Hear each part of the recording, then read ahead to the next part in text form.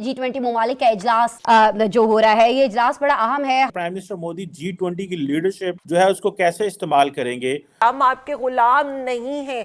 यही वो foreign policy है जिस फॉरेन पॉलिसी की सजा हमें निकालने के उसमें मिली थी। Unfortunately at the same time पहली बात यह है कि इस पूरी कहानी में जो है वो पाकिस्तान है ही नहीं कि वो G20 में शामिल हो या इस हवाले से कोई उसका इनपुट हो या कोई रिएक्शन हो या कोई चीज़ हो।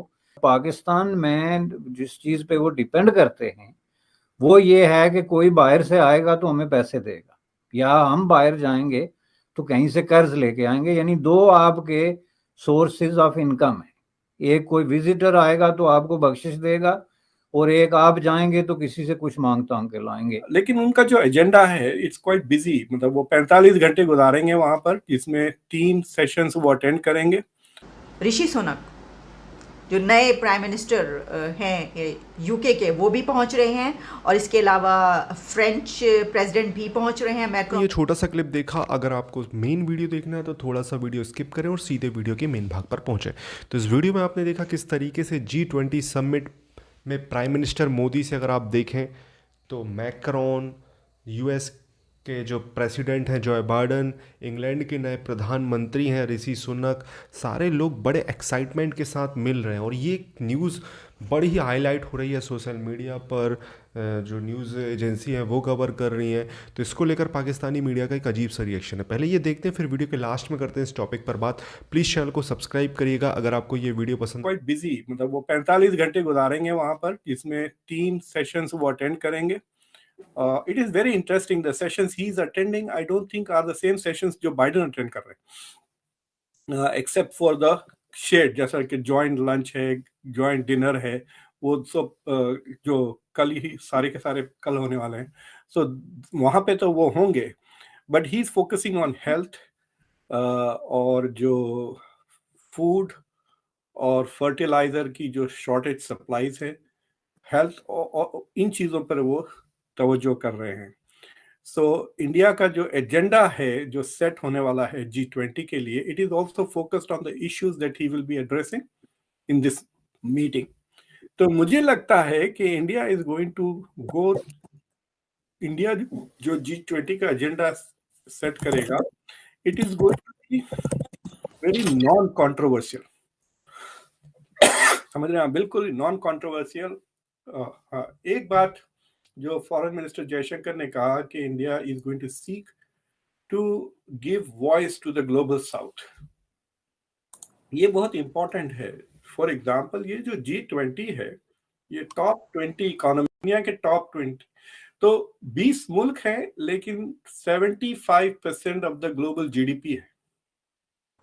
समझ गया? तो it is a very useful club. छोटा ग्रुप होने के वजह से डिसीजन मेकिंग, पॉलिसी मेकिंग आसान हो जाती है, और because they have so much cloud कि दूसरी कंट्रीज को कोई चॉइस नहीं है। अगर ये 20 मुल्क मिलकर कोई रूल्स बना लेते हैं तो फिर गैम्बिया या टैंजानिया या श्रीलंका तो ये नहीं कहेगा कि भाई we will not follow these rules, हम नहीं थे वहां पर। They can't say that. तो इंडिया इज सेइंग कि ये मुल्क जो वहां पे नहीं है, हम उनको we will give them voice. समझे? सो फॉर एग्जाम्पल मेरे ख्याल से G20 में सिर्फ 3 मुस्लिम दुनिया के मुल्क आते हैं 55-57 में से, Indonesia, Turkey, Saudi Arabia, I don't know Iran है या नहीं, depends on which GDP. I don't think Iran is coming for this G20। तो बाकी के मुल्क क्या कहेंगे? तो India is going to speak for all of these countries in the global south, which is very important. लेकिन कि India is consciously taking step. China ने ये नहीं कहा कि हम ग्लोबल साउथ के लिए बात करेंगे, हालांकि चाइना का belt and road initiative is invested in mostly in the global south. That looks very important कि India is going to raise the concerns of the global south. So ये जो shortages of food, shortages of fertilisers, health care, ये these are condition, ये सारे के सारे global south के issues हैं।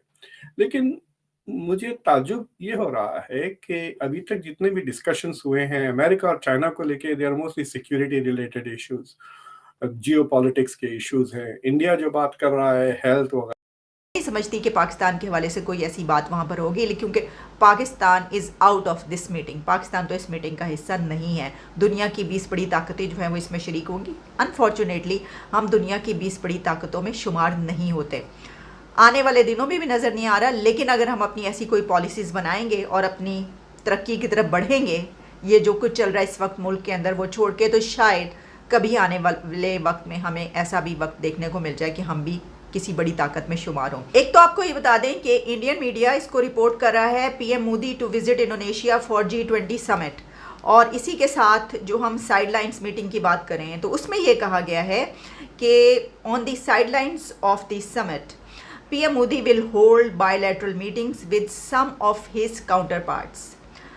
और इसमें जैसा कि हमने बताया कि सिर्फ प्रेसिडेंट जो बाइडन या प्रेसिडेंट शी ही नहीं पहुंच रहे, बल्कि इसमें ऋषि सुनक जो नए प्राइम मिनिस्टर हैं यूके के, वो भी पहुंच रहे हैं, और इसके अलावा फ्रेंच प्रेसिडेंट भी पहुंच रहे हैं मैक्रॉन, और जर्मन चांसलर ओलाफ भी वहां पर पहुंच रहे हैं।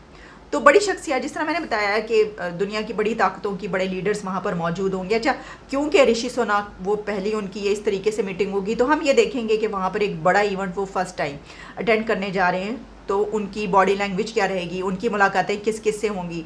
मैं समझती हूँ कि उनकी एक मीटिंग तो मैं देख रही हूँ कि इंडिया के पीएम मोदी के साथ होगी, ऐसा लग रहा है, महसूस हो रहा है कि ये होगा, और बाकी देखेंगे कि किस किस से उनकी साइडलाइंस मुलाकातें रहती हैं। अच्छा, इसमें फिर एक और बड़ी अहम बात की गई है, और वो ये। तो दोस्तों ये वीडियो यहाँ पर होता है ख़त्म। आपने देखा किस तरीके से रिएक्शन था पाकिस्तानियों का। ऑब्वियसली ये रिएक्शन होगा।